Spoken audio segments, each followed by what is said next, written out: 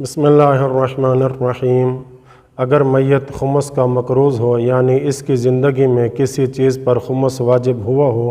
اور پھر وہ چیز ضائع ہو گئی ہو اور اس چیز کا خمس اس کی گردن پر ثابت رہ گیا ہو، تو کیا اس صورت میں ورثاء کو ملنے والی میراث پر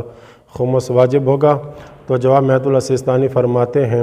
اگر خود اس مال پر خمس نہ ہو لیکن وارث جانتا ہو کہ جس شخص سے اس کو یہ مال بطور میراث ملا ہے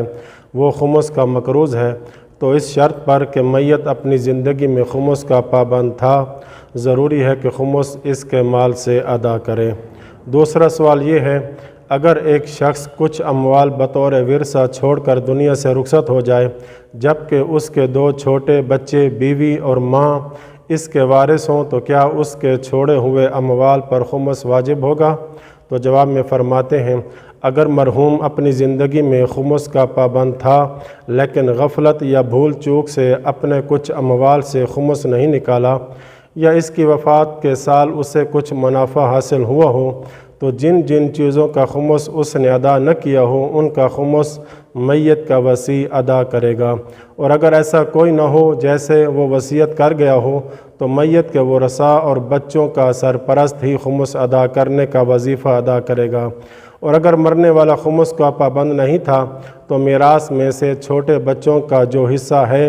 اس سے خمس نکالنا جائز نہیں ہے، لیکن بڑوں کے حصے سے اگر وہ راضی ہوں تو خمس نکالنا جائز ہے، اگرچہ واجب نہیں ہے۔ تیسرا سوال یہ ہے، اگر میت کے ورثاء کو حکومت یا کمپنی سے جس میں وہ کام کرتا تھا کوئی رقم ملے تو کیا اس پر بھی خمس واجب ہوگا؟ تو جواب میں فرماتے ہیں،